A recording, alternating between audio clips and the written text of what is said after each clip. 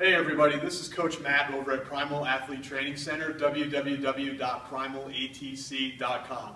Coming to you today to talk a little bit about glide shot put footwork. Specifically what we're talking about today is what's called landing in the bucket. Now this is probably a term that you've heard used many times, may even describe how your feet are landing when you glide and land in that standing throw, that power position.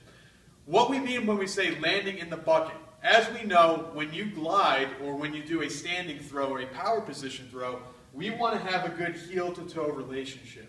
Heel-to-toe relationship is basically going to make sure that when we finish our throw, we're not blocking ourselves off, we're not closing ourselves off, and we're able to get our hips all the way down facing the middle of that throwing sector.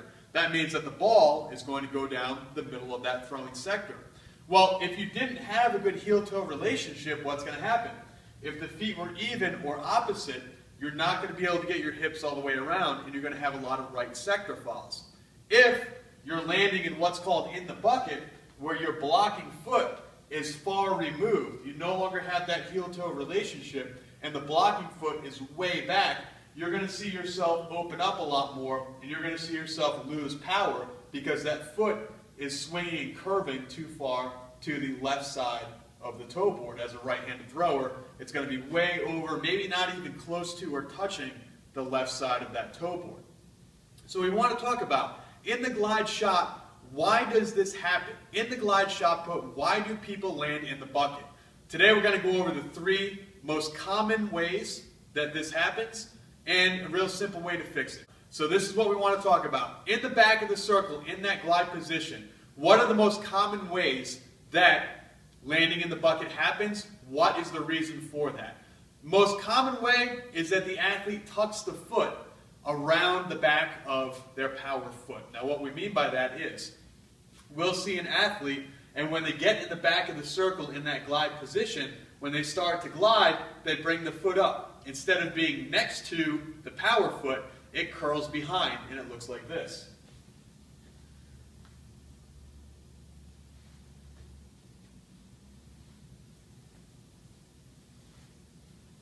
And you can see what will start to happen. If they bring the foot behind the other foot, you actually start to point your foot down toward the left side of that toe board.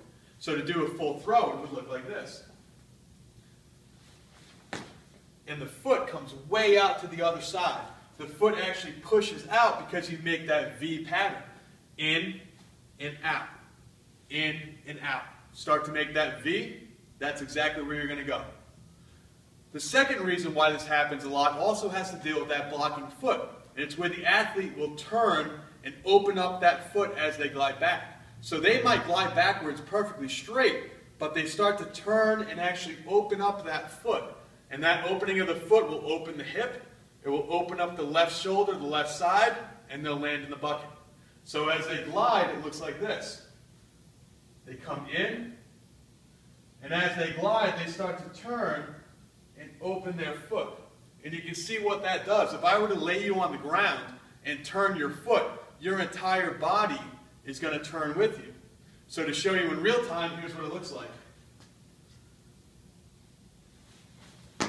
They actually turned and opened that left foot, landing in the bucket, opening up their body too early, and losing a ton of power.